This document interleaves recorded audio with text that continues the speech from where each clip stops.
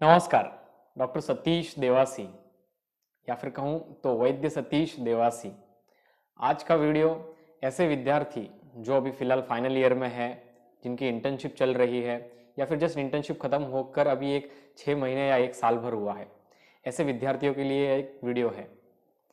मेरा नाम वैद्य सतीश देवासी और आज मैं आपके साथ मेरा कुछ अनुभव बताना चाहता हूँ। देखो मित्रों, हम सभी आयुर्वेद के प्रेमी हैं। हमें कुछ आयुर्वेद में करना है कुछ, और जिस तरह पूरे भारत में, पूरी दुनिया में आयुर्वेद का जो बढ़ रहा है वर्चस्व, इसके कारण हमें भी लगता है कि हम भी आयुर्वेद प्रैक्टिस करें और हम भी आयुर्वेद में कुछ अपना योगदान करें।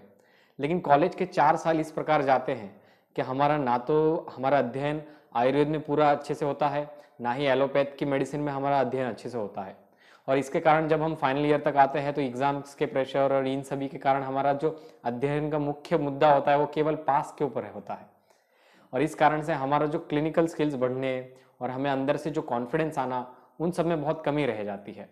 और फिर जब 12 हमारी खत्म होती है परीक्षा और जब हम इंटर्नशिप में आते हैं, तब हमारे सामने एक बहुत ही बड़ा प्रश्न होता है कि अभी आगे हमें करना क्या है। और ज़्यादातर लोगों को ये प्रश्न सुलझता नहीं है, इसीलिए हम सभी सिर्फ एक ही रास्ता पकड़ते हैं और वो है एमडी की तैयारी करते हैं, एमडी में लगेंगे फिर सोचेंगे। तो ऐसी बहुत सारे लोगों की अवस्था होती है और ज़्यादातर लोग यही रास्ते पर जाते हैं। लेकिन यदि हमें प्रैक्टिस करनी है, जिन बच्चों को ऐसा क्लियर होता है कि भाई मुझे प्रैक्टिस ही करनी है, अब एलोपैथी की और आयुर्वेद जिसकी हो, लेकिन मुझे केवल प्रैक्टिस ही करनी है, इस पर ही मेरा फोकस है, तो वैसे विद्यार्थी एक अलग तरीके से एमडी का अभ्यास करते हैं। वैसे विद्यार्थी एमडी का अभ्यास न करते हुए भी अपने आगे का भविष्य करते हैं। तो इसीलिए जब मैं अपने अनुभव की बात करूं, जब मैं फाइनल ईयर में था और फाइनल ईयर की मेरी परीक्षा समाप्त हुई, तो मेरे सामने भी प्रश्न आ गए कि भाई अभी सच में करना क्या है। तब मैंने अपना निर्णय लिया कि नहीं, मुझे प्रैक्टिस ही करनी है। और 4 साल से मैं आयुर्वेद के प्रति थोड़ी ज़्यादा रुचि रखी है, इस कारण से मुझे आयुर्वेद प्रैक्टिस ही करनी है। फिर इसके बाद में मुझे अभी कहाँ जाए, अभी अंदर तीव्र तो इच्छा है। और ऐसे देखा जाए तो ना ही हमारे पास आयुर्वेद का अच्छे से नॉलेज है, ना ही कुछ पंचकर्म करने का कॉन्फिडेंस इतना अंदर से पैदा हो चुका है फाइनल ईयर के इंटर्नशिप तक। उसके बाद में ना ही हमारे पास एलोपैथ मेडिसिन के डीप नॉलेज है, ना ही हमारा कर्म अभ्यास है, ना विद्या कर्म हम अच्छे से जानते हैं, ना अग्निकर्म हम अच्छे से जानते हैं, ना ही औषधियों का सूक्ष्म विचार हम अच्छे से जानते हैं। कोई भी व्याधि आ जाए से एक प्रकार से कंफ्यूजन क्रिएट हो जाता है मन में। केवल हमें बस मन में केवल एक छोटी 2-4 मेडिसिन के अलावा ज़्यादा हमारे किसी भी व्याधि के संबंध में ज़्यादा डीप नॉलेज होता नहीं है। तो ऐसी एक अवस्था थी मेरी भी कि भाई मैं अभी करूँ तो करूँ क्या। अब मुझे सीखने भी जाना है और अभी मुझे कुछ अलग प्रकार से कमाना भी है। इस प्रकार का भी एक प्रेशर आने वाला है इंटर्नशिप के बाद। तो इस समय मुझे ऐसा लगा कि अब मैं पूर्ण रूप से आयुर्वेद के प्रति समर्पित होना है। तो इसके लिए करे क्या, इसके लिए करे क्या। बहुत सारे यूट्यूब पर जितने हो सके उतने वीडियोस देख लिए, मतलब अभी हजारों घंटों के वीडियो रहेंगे अलग अलग वैद्यों के, वो सभी सुन लिए। फिर भी लग रहा है कि यार कुछ तो कमी रह रही है, कुछ तो कमी रह रही है। तो फिर वो कमी क्या थी, मुझे उसका अनुभव नहीं हो रहा था। तब फिर मुझे हमारे चरकाचार्य का जो श्लोक है, जिसमें कहते हैं कि दृष्ट कर्मा, वैद्य को दृष्ट कर्मा होना चाहिए, यानी कि वो साक्षात ये सभी क्रियाओं को अपने ना आंखों से देखना चाहिए। तो इसके लिए हमें किसी वैद्य के पास रहकर वो सीखना जरूरी है। आप सभी, मैंने भी ऐसे एक एक महीना 15 दिन अलग अलग वैद्यों के पास जाके सीखने का प्रयत्न किया। लेकिन 1 महीने या 15 दिन में वो जो पूरा ज्ञान का जो प्रवाह होता है उस वैद्य के विचारधारा का, वो पूरा हमारे मस्तिष्क में नहीं हो सकता। इसके लिए हमें किसी वैद्य के पास थोड़ा ज्यादा समय देना बहुत जरूरी है, तभी वो परिवर्तन संभव है। इसलिए मैं सोच रहा था कि मैं इतना समय दिया है, फिर भी मेरे अंदर वो परिवर्तन क्यों नहीं आ रहा है, मेरे अंदर वो कॉन्फिडेंस क्यों नहीं आ रहा किसी प्रैक्टिस करने का। तो ये सब इस प्रकार के एक संभ्रम था, इस प्रकार का एक दुविधा थी, इस प्रकार का एक पेन बोल सकते हैं हमारे अंदर, और आप सभी के अंदर भी हो सकता है, विद्यार्थियों के मन में या फिर जिनकी जस्ट अभी समाप्त हुई है परीक्षा। तो फिर अभी करे तो करे क्या। तो इसके लिए केवल एक ही रास्ता है, और वो रास्ता है किसी एक गुरु के पास जाकर गुरुकुल की तरह एक 6 महीने से ज्यादा समय उनके पास पूर्ण समर्पित होकर देना। ये एक ही रास्ता है जिससे कि वो ज्ञान का परिवर्तन, हमारे अंदर जो परिवर्तन की जो संभावना है वो पूर्ण रूप से बाहर आ सकती है। तो इसके लिए हमें गुरु के पास रहना आवश्यक है। तो इसके लिए जब मेरी इंटर्नशिप खत्म हुई, मेरे जब अभी समय आ गया था अभी मैं करूँ तो करूँ क्या, तो इसके लिए मैंने आरएवी का डिसाइड किया था। तब आरएवी का मैंने अपने ये जो मेरे एक पुराने जी गुरु है, जो कि स्वयं वैद्य है, प्रैक्टिस करते हैं, और वो भी इतने गांव के अंदर प्रैक्टिस करते हैं, आपको उसका अंदाजा नहीं है। मतलब इसके इतना अंदर आना किसी चील पक्षी के लिए भी इतना अंदर आना है ना, मुश्किल सा है। वैसे अंदर के एरिया में ये वैद्य प्रैक्टिस कर रहे हैं और आज ही नहीं 12 सालों से ये प्रैक्टिस कर रहे थे। इनके साथ मेरा संबंध केवल 1 महीने के लिए कोरोना के समय आया था कि कोरोना के समय हमने इनके साथ आईसीयू में आयुर्वेद पेशेंट पर उपयोग किया था और वो सभी के मैंने एकदम सकारात्मक परिणाम देखे थे और वो परिणाम इतने आश्चर्यकारक थे कि मुझे तभी से सर के साथ बहुत कनेक्ट हो चुका था मैं।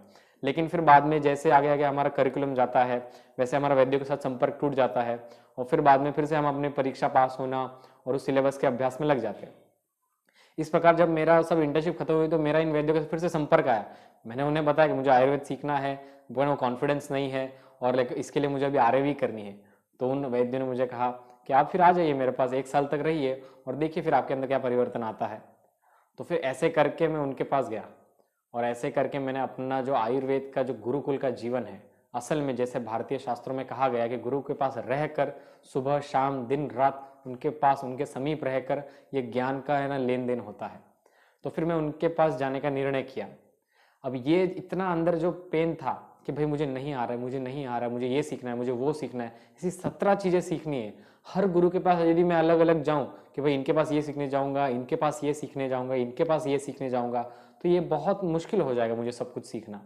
तो इसके लिए मुझे किसी एक गुरु के पास जाना पड़ेगा और उनके पास जितना हो सके उतना मैं ज्ञान अर्जन की ना भावना से काम कर सकूं। तो ऐसे फिर मैं वैद्य समीर मुकुंद परांजपे, दापोली के एक सुप्रसिद्ध वैद्य है जिन्होंने अपने 12 वर्षों की प्रैक्टिस, मतलब जब से उन्होंने एमडी समाप्त की तब से वे अपने गांव में एकदम छोटे से उस जगह पर प्रैक्टिस चालू की है और आज वो इतना बड़ा वट वृक्ष की तरह ये प्रैक्टिस हो चुकी है। इतना अंदर है ये प्रैक्टिस, आपको आश्चर्य लगेगा। इसके लिए मैं आपको एक छोटे से वीडियोस दिखाऊंगा जिसमें किस प्रकार आप देख सकते हैं कि कितना गांव के अंदर जाना पड़ रहा है, आजू बाजू केवल जंगल ही जंगल है और बीच में कहीं तो यहाँ एक वैद्य है और उनके मतलब उनके क्लिनिक के बाहर एकदम इतनी सारी गाड़ियां खड़ी है। तो इन वैद्यों के पास ऐसा क्या था, ऐसा क्यों यहाँ की यहाँ इतनी प्रैक्टिस बढ़ रही थी और इनके पास इतने पेशेंट इतने अंदर आते हैं, वो मुझे सीखने के अंदर से तीव्र इच्छा थी।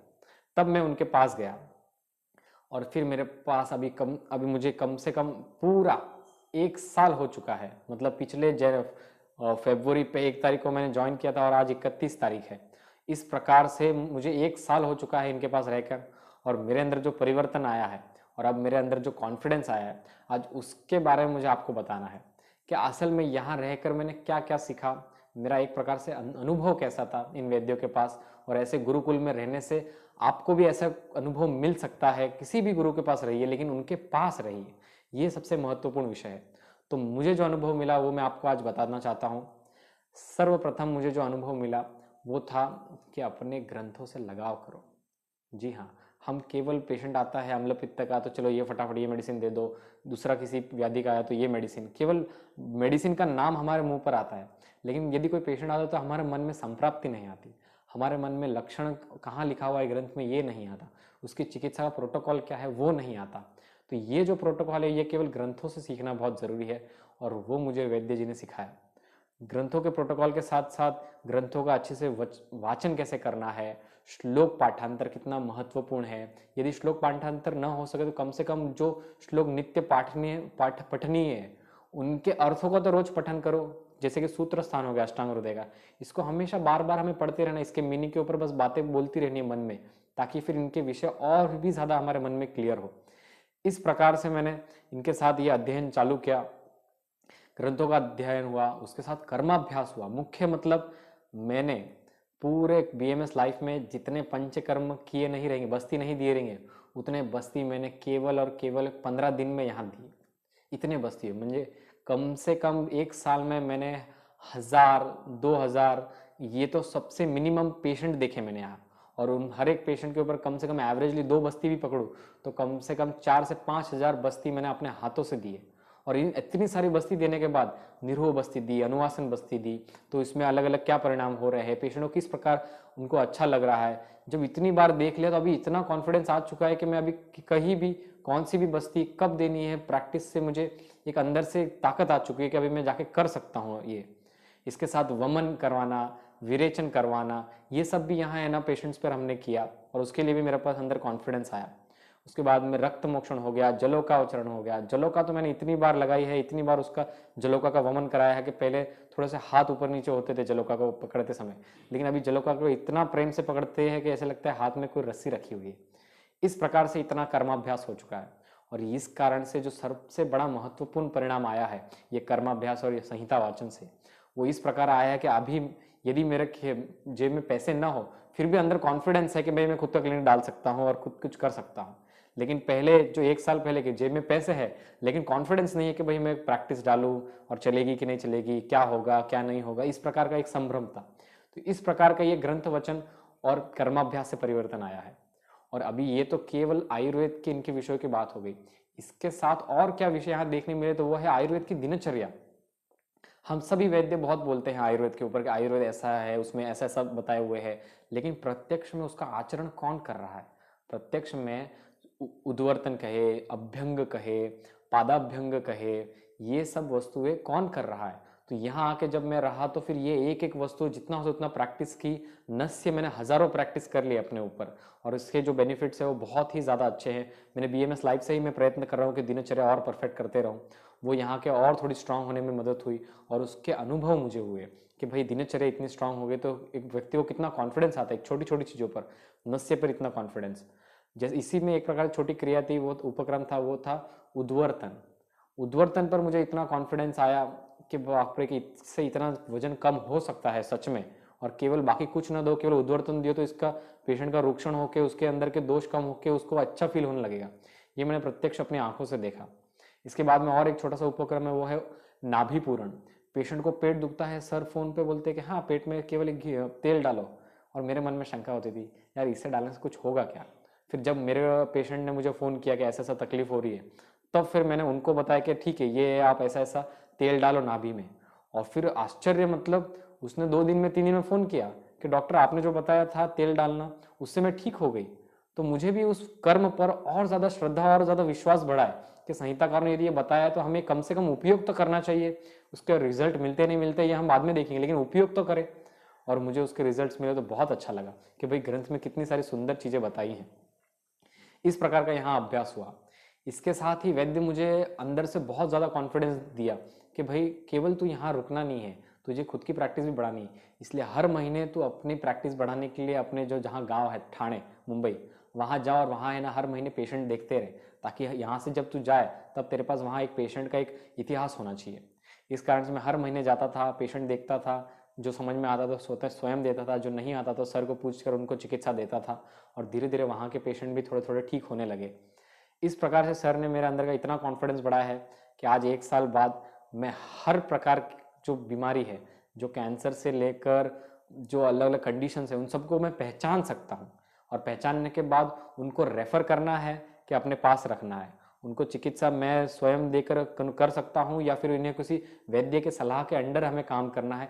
इस प्रकार का जो एक डायग्नोसिस या फिर क्लैरिटी होती है वो इनके पास आया है मुझे। पहले हम ऐसे बहुत कॉन्फिडेंस में, जब हमें पास या ऐसा अनुभव नहीं होता वैद्य के पास रहने का, तो हम हर पेशेंट को अपने ऊपर लेने की कोशिश करते और खुद से करने की कोशिश करते, जो कि एक साहस का विषय है। लेकिन ये साहस के साथ एक थोड़ा सा मन में डर भी रहता है कि पेशेंट को कुछ ऊपर नीचे हुआ तो केवल मुझे पूछेगा।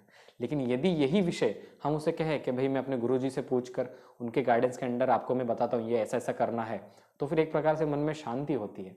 और उस प्रकार की जो प्रैक्टिस है वो उन्होंने बताया कि इनिशियली इस प्रकार से आप करना चालू करें। तो इस प्रकार से 1 साल भर से मैं अपने पेशेंट देख रहा हूँ, वहाँ के पेशेंट ठीक हो रहे हैं और उससे मुझे और ज़्यादा कॉन्फिडेंस आने लगा है। अब ये तो हो गई प्रैक्टिस से रिलेटेड, उसके बाद में कर्माभ्यास से रिलेटेड की बातें। लेकिन इसके साथ और उन्होंने मुझे क्या बताया था कि स्टार्टअप, आज के युग में हमें किसी एक विषय पर अपना अभ्यास बढ़ाकर वो पूरे विश्व तक पहुंचाना कितनी ज़रूरी हो गई। यदि आज हम भारत के वैद्य सभी किसी एक विषय को धर ले कि भाई छोटे बच्चों में सेरेब्रल पाल्सी, इस विषय को धर के मैं अपने 3 साल अध्ययन करूँ और उसके बाद में उसी के रिलेटेड पेशेंट देखने लगूँ, उनको ठीक करने लगूँ, तो फिर पूरे वर्ल्ड में कितने सारे पेशेंट हैं। और ऐसे कितने सारे अलग अलग कंडीशन है, स्किन के कंडीशन है, डाइजेस्टिव कंडीशंस है, फिर बाद में न्यूरोलॉजिकल कंडीशंस है। इन सभी में यदि हम वैद्य किसी एक विषय को चुने तो फिर उसके ऊपर अच्छे से काम कर सकते हैं और एक ऐसे फॉर्मेट में कर सकते हैं।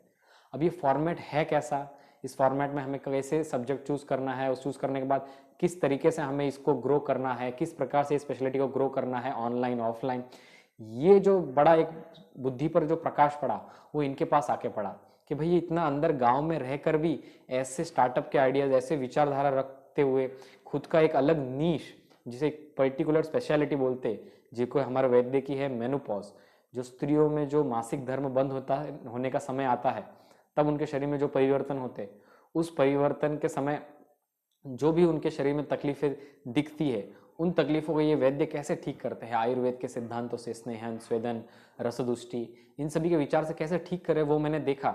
और इन्होंने इसको एक प्रोटोकॉल बनाया ताकि पूरे भारत, पूरे विश्व तक ये विचार जा सके आयुर्वेद के, और एक फॉर्मेट में जा सके। क्योंकि बाहर के लोग सभी इसको मेनोपॉज कह देते हैं, लेकिन उसके अंदर जो हमारी जो आयुर्वेद के विचार, रसदुष्टि, वात प्रकोप, इसके बारे में कोई नहीं बात करता। और वो वैद्य ने बताया कि इस फॉर्मेट में यदि हमने काम किया तो अभी धीरे धीरे उनके पेशेंट आने लगे। और पेशेंट ऐसे आने लगे हैं कि भाई ऑनलाइन सर का वीडियो देखते ही पेशेंट कहता है कि मुझे आपके पास आना है। और फिर बाद में जब पेशेंट यहाँ आता है, उसको जब रिजल्ट मिलता है, फिर से हम उसका रिव्यू यूट्यूब पर अपलोड करते, उसको देखकर और पेशेंट आते हैं। इस प्रकार का ये जो साइकिल क्रिएट की है पेशेंट्स को ठीक करने के, और पूरे लोगों तक आयुर्वेद की कैसे रिजल्ट्स है, मतलब रिजल्ट कितने अच्छे मिल रहे हैं, कितना भरोसा क्रिएट कर रहे हैं आयुर्वेद की चिकित्सा पर, ये मुझे देखकर बहुत ही अत्यंत आनंद हुआ। और इसलिए अभी उन्होंने मुझे भी कहा था कि तू भी तेरा अभी स्टार्ट कर। तो जब से मैं आया हूँ तब से मैं वीडियो बनाना मैंने खुद चालू किए। मैंने खुद अपनी निश सेलेक्ट की कि मैं अपने केवल अपने लोगों के हित और उनको अपनी भाषा में, मारवाड़ी भाषा में बताऊंगा कि भाई आप ऐसा ऐसा दिनचर्या पालन करें, आहार का पालन करें, औषधियों का पालन करें, तो आपको इतना ना फर्क पड़ेगा। और इसी कारण मेरे खुद के YouTube सब्सक्राइबर अभी 600 से ऊपर हो चुके हैं। और पेशेंट के अलग अलग जगह से फ़ोन आते हैं कि ऐसी ऐसी तकलीफ है, तो उन्हें मैं अपने अलग अलग कंसल्टेशन देता हूँ कि आप ऐसा करें, ऐसा करें। और पेशेंट कहता भी है कि हाँ, ये करने के बाद मुझे फ़र्क पड़ा है। तो ये करने के बाद और ज़्यादा कॉन्फिडेंस बढ़ता है कि जी हाँ, ये छोटी छोटी चीज़ें भी बहुत ज़रूरी है। और ये यदि हमने की अपने प्रैक्टिस के साथ साथ, और इसके लिए हमने सही माइंडसेट रखा कि इन सब चीज़ों का हमें भारतीय शास्त्र आयुर्वेद को आगे लेने के लिए किस प्रकार उपयोग करना है, तो ये बहुत ही महत्वपूर्ण होगा हमारे जीवन में। इसी प्रकार ये एक अभी सोशल मीडिया के उन्होंने मुझे स्किल सिखा दी। इसके बाद में उन्होंने मुझे ना एक स्पेसिफिक पर्टिकुलर स्पेशलिटी कैसे बनानी है, उसको कैसे ग्रो करना है वो सिखाया, कर्माभ्यास सिखाया। उसके बाद में मुझे कॉन्फिडेंस दिया, ग्रंथ वाचन कैसे करना है वो सब सिखाया।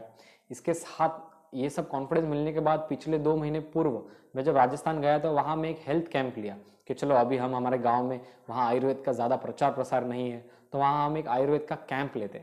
तो आयुर्वेद के कैंप में कम से कम मुझे तो लगा था कि चलो कोई एक आएंगे, 10, 20, 30 या ज़्यादा के 40-50 लोग आ जाएंगे, कैंप में फ्री है करके आ जाएंगे। लेकिन उस कैंप में 2 दिन में 150 से ज़्यादा मरीज आए। और 150 से ज़्यादा मरीज को मैंने आयुर्वेद के विचार बताए, स्नेहन के, स्वेदन के, उसके बाद में पादाभ्यंग के, वात प्रकोप के, और उनको हेतुओं के बारे में महत्व बताया, जिससे कि उनके जीवन पर थोड़ा सा प्रभाव पड़ा। और उन्होंने पहली बार आयुर्वेद के शब्दों को व्यवस्थित रूप से और सही तर्क रूप से सुना। और ये जब करा तो फिर मुझे इतना कॉन्फिडेंस आया कि यदि मैं इतने ओपीडी कर सकता हूँ और इतना मुझे कॉन्फिडेंस आ चुका है, तो अब मैं अभी खुद के प्रैक्टिस, खुद की ओपीडी खोलने के लिए तत्पर हूँ। तो इसलिए अभी मुझे वैद्य ने कहा है कि अभी 1 साल आपका हो चुका है, आप इन सभी चीज़ों में अभी आप फुल कॉन्फिडेंट हो और आप खुद जाके अभी खुद का दवाखाना खोल सकते हो। इसलिए ये जो अनुभव था 1 साल गुरु के पास रहकर ये इतने सारे अलग अलग विषय सीखने का, इससे मेरे हृदय में बहुत बड़ा परिवर्तन आया है। इसके साथ और ऐसे बहुत सारी बातें हैं जो मुझे बतानी है, जो इस गत 1 वर्ष में हमने किया है, जिसमें से एक और था, वो है पुस्तक लेखन।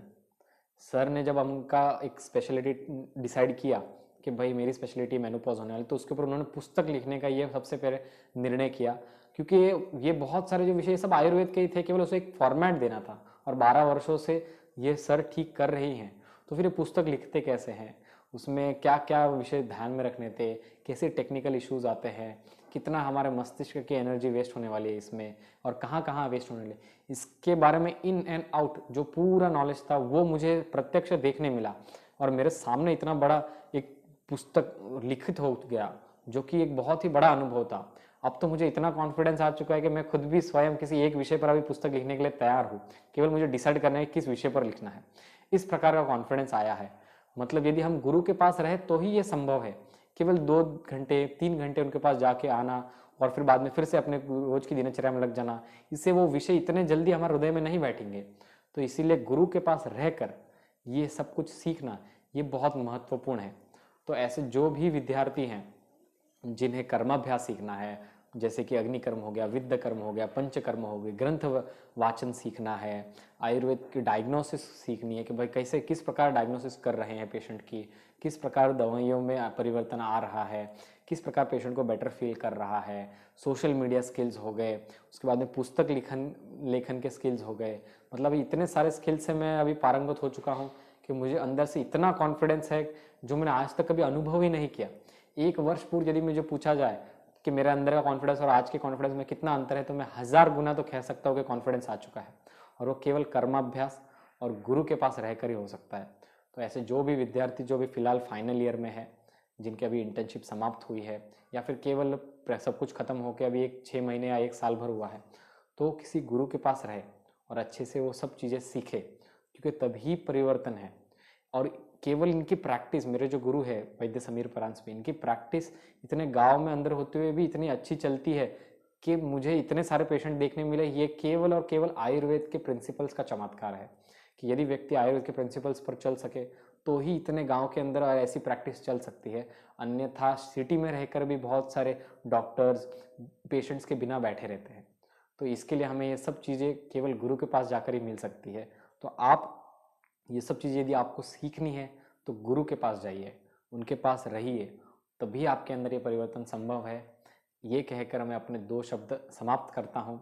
और ये जो अनुभव रहा है बहुत बहुत बहुत ही बड़ा मेरे लिए लाइफ का टर्निंग पॉइंट है। मैं बहुत ही ज़्यादा कृतज्ञ हूँ। कृतज्ञता मेरे गुरु के प्रति, कृतज्ञता अपने प्रभु के प्रति, कृतज्ञता आयुर्वेद के ऋषियों के प्रति, आयुर्वेद के भगवान धन्वंतरी के प्रति इतना कृतज्ञ हूँ कि भाई उन्होंने कितना हमारे पर उपकार किए हैं। आज जब हमारे पास यहाँ पेशेंट आते हैं, अभी मुझे इस विषय से एक और बात याद आई कृतज्ञता से, कि गुरुजी यहाँ मतलब हमारे जो वैद्य है समीर परांजपे, वो केवल यहाँ पेशेंट आया, उससे हमने 2 मिनट बात की और फिर उसे जल्दी से दवा देके छोड़ दिया, या फिर पंचकर्म लिख के छोड़ दिया, ठीक अभी आप करो, ऐसा नहीं होता। प्रत्येक हम रुग्ण को हमने कम से कम 15 मिनट 20 मिनट अच्छे से बोलना, और जिस यदि समय ज़्यादा है तो और ज़्यादा हम अच्छे से बात करते हैं उनके साथ, पूरी दिनचर्या के बारे में बात करते हैं। और जो सूक्ष्म बातें होती है मनुष्य के जीवन की, उसके रिलेशनशिप्स हो गए, उसके फाइनेंशियल कंडीशन हो गए, उन सभी से रिलेटेड, उनका रोग कैसे उन सभी से रिलेटेड है, उसके बारे में जो उनका एजुकेशन करना है पेशेंट का, वो मुझे यहाँ सीखने मिला कि कैसे सर है ना पेशेंट को समझा रहे हैं, कैसे पेशेंट को केवल औषधि न देकर ये मानसिक रूप से धी धैर्य आत्मादि विज्ञानम मनोदोष औषधम परम, अष्टांग हृदय में जैसा कहा गया है कि जैसे मन की चिकित्सा इन इन तरीकों से करनी है, वैसे मैंने प्रत्यक्ष सर को करते हुए देखा है। म्यूजिक द्वारा सर ने कैसे पेशेंट की चिकित्सा की है, काउंसलिंग से कैसे पेशेंट को रुला दिया है सर ने, मतलब पेशेंट इतना कनेक्ट हो गया सर से कि वो पेशेंट रोने लगा। इस प्रकार से मैंने ना सर मतलब इस प्रैक्टिस में यहाँ देखा है गुरुजी के पास। इसके साथ साथ औषधि निर्माण, बहुत सारे तेल बनाना, उसके बाद में घी बनाना, उसके बाद में च्यवनप्राश बनाना, क्योंकि आयुर्वेद की प्रैक्टिस बिना इसके संभव ही नहीं है। और ये मैंने प्रत्यक्ष सर के पास देखा कि सर कैसे मेडिसिन बना रहे हैं, आसपास जाके मेडिसिन चुन रहे हैं। मुझे उन्होंने द्रव्य गुण के बारे में बताया कि देखो ये हरितकी का झाड़ है, ये अगरू का झाड़ है। अभी अगरू के विषय से मुझे और चीज़ याद आ गई कि सर ने पूरे भारत में केवल जो अगरवुड है, जिसे अगरू कहते हैं, अगरबत्ती जिससे बनती है, और जो बहुत ही एकदम महंगे महंगे परफ्यूम्स रहते हैं वो बनते हैं, उसकी जो प्लांटेशन है वो केवल भारत में नॉर्थ ईस्ट की तरफ होती है। उसकी प्लांटेशन सर ने अपने यहाँ उसका अध्ययन करके व्यवस्थित पूरा उसका मूल्यांकन करके अपने यहाँ चालू की प्रैक्टिस, मतलब उसका ग्रोथ प्लांटेशन 3 साल पहले कोरोना के समय इन्होंने लगाए थे। और आज यह झाड़ इतने बड़े हो चुके हैं जिनके पत्रों से हम है ना अगरू सिद्ध तेल बना रहे हैं। और वो वात कफज है, इसके कारण वो कितने सारे जॉइंट डिसऑर्डर में हमें उपयोग हो रहा है। और पेशेंट सामने से आते हैं और कहते हैं कि मुझे केवल वो तेल दीजिए और कुछ नहीं। कहने का मतलब क्या कि वैद्य के पास रह के केवल खाली ये एक ही चीज़ सीखनी है कि बस मेडिसिन कैसे देना और ये कैसे देना, बस ये नहीं। उनके साथ उनकी क्लिनिकल बोलने की स्किल्स, काउंसलिंग स्किल्स, उनके जो एक्स्ट्रा स्किल्स है जैसे कि मेडिसिन प्रिपरेशन हो गई, उनके साथ जो उन्होंने मेडिसिन उगा रहे हैं आयुर्वेद की मेडिसिनल प्लांट्स, वो कैसे कर रहे हैं, उनके पीछे क्या विचार है। उन्होंने इतना विचार दिया मुझे कि अभी मेरे पास इतना कॉन्फिडेंस है कि अभी मैं जाके गाँव में जल्दी से जल्दी मुझे कोई एक जगह पर खुद का प्लांटेशन स्टार्ट करना, इतनी मेरे अंदर एक आतुरता आ गई है, उत्कंठता आ गई है।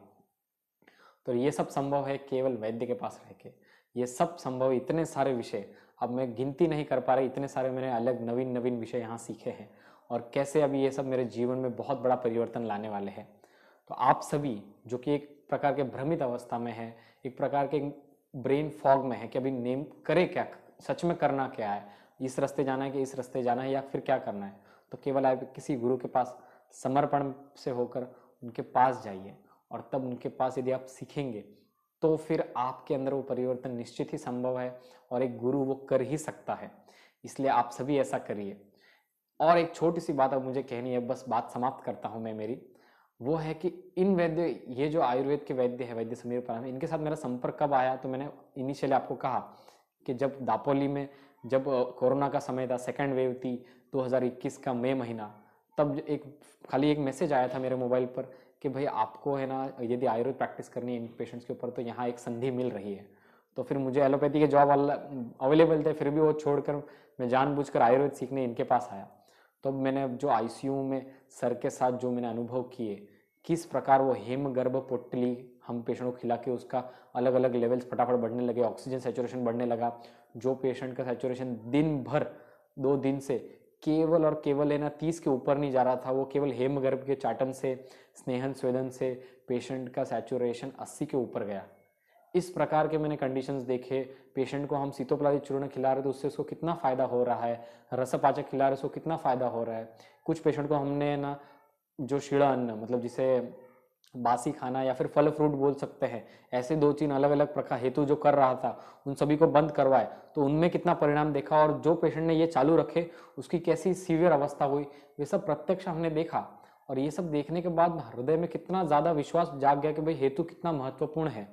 ये सब मैंने तभी गुरुजी के पास सीखा और तभी मेरा कनेक्ट हुआ था। केवल उसके बाद जब मैं यहाँ ज़्यादा अपने कॉलेज के इस काम में व्यस्त हो गया, इसलिए मुझे उनके साथ कांटेक्ट नहीं कर पाया। इस कारण से वो समय बीत गया और इससे फिर से एक प्रकार से हमारे अंदर एक प्रकार हीन भावना आ गई और प्रैक्टिस न करने के कारण वो एक हल्लू हल्लू हमारे अंदर, हमारे शरीर में एक प्रकार से एक डाउननेस आ जाती है, क्योंकि प्रैक्टिस का कंटिन्यूस हमारे हाथ पर होना चाहिए। हम रोज पेशेंट देखने चाहिए, तभी हमारे अंदर वो कॉन्फिडेंस लगातार बढ़ते रहेगा। तो अब अंत में मैं अपनी बात समाप्त करता हूँ। बहुत सारे विषय कहे मैंने।